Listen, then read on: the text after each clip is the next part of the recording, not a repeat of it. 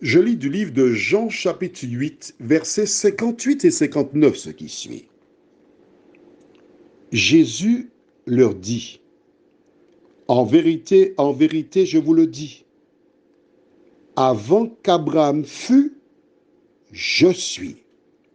Là-dessus, ils prirent des pierres pour les jeter contre lui, mais Jésus se cacha et il sortit du temple, passant au milieu d'eux, et ainsi s'en alla. Prions.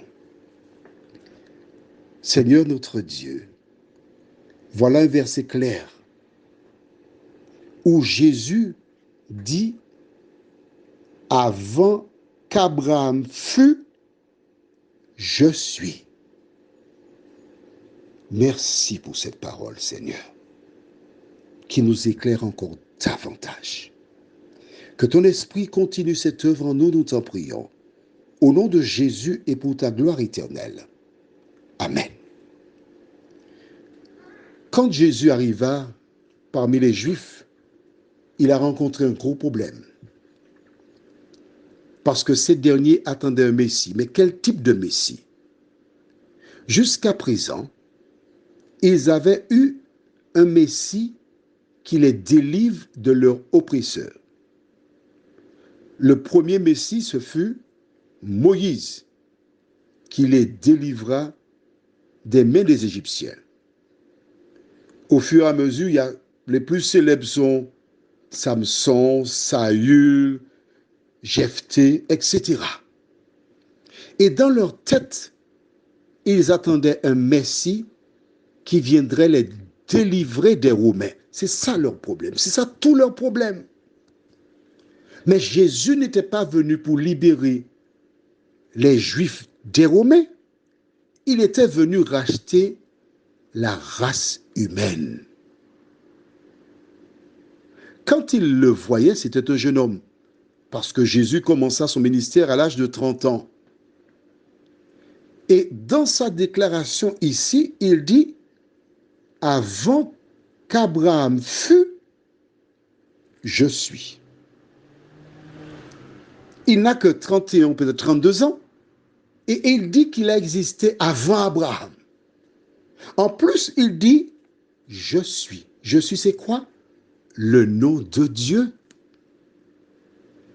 Et c'est pour cela qu'ils ont ramassé des pierres pour le lapider. Pourquoi? Parce que celui qui dit être Dieu blasphème. À aucun moment, ces hommes se sont arrêtés pour lire les Écritures. Et quand on parle d'Écriture, tu sais déjà que nous faisons allusion à l'Ancien Testament, puisque c'est ça les Écritures. Plus tard, on a ajouté à l'Ancien Testament le Nouveau, mais du temps de Jésus, ce qu'on appelle Écriture, c'était l'Ancien Testament. S'ils avaient lu les Écritures, ils verraient ce qu'Ésaïe déclare au chapitre 9, au verset 5. Il dit, « Car un enfant nous est né, un fils nous est donné. » Ésaïe avait prophétisé, c'est-à-dire il avait annoncé longtemps à l'avance qu'un enfant nous est né, donc naîtrait au sein de la race juive. Mais quel type d'enfant? Il dit, un fils nous est donné.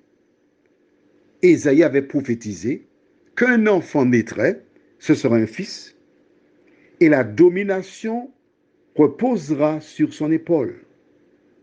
On l'appellera admirable, A majuscule, conseiller, C majuscule, Dieu puissant, D majuscule, Père éternel, P majuscule, Prince de la paix. Ils avaient les Écritures. Pourtant, quand Jésus est venu, ils ne l'ont pas reconnu. Il était clairement indiqué que cet enfant qui naîtrait, ce garçon, serait le Père éternel, le Dieu puissant.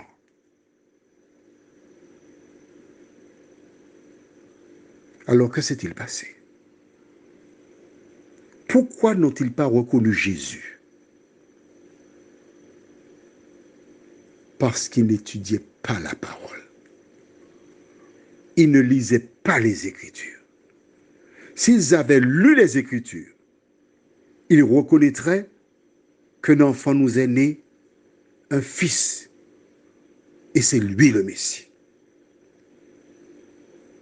Toi, aujourd'hui, es-tu comme ces pharisiens, prêts à lapider, ou encore es-tu comme les Thessaloniciens, qui examinaient chaque jour les Écritures pour voir si ce qu'on leur disait était exact?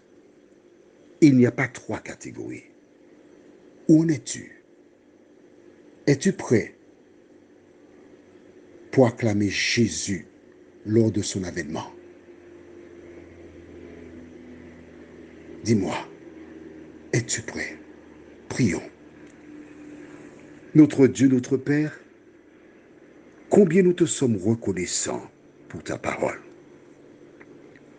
Nous voyons comment le peuple s'est trompé. Pourquoi? Tout simplement parce qu'il ne lisait pas la parole. Il se contentait de la lire superficiellement, sans retenir les points importants. Mais Seigneur, nous aujourd'hui, nous avons la parole. Du temps des pharisiens, c'était des rouleaux, il n'y en avait pas beaucoup. Il n'y avait que dans le sanctuaire. Les familles n'avaient pas de support. Mais aujourd'hui, nous avons plusieurs supports, plusieurs Bibles. Pourtant, la vérité qui se trouve chez nous, nous ne la connaissons pas. Seigneur, aide-nous à changer d'attitude. Aide-nous par ta grâce à trouver du temps pour lire ta parole. Nous t'en prions. Au nom de Jésus pour ta gloire éternelle.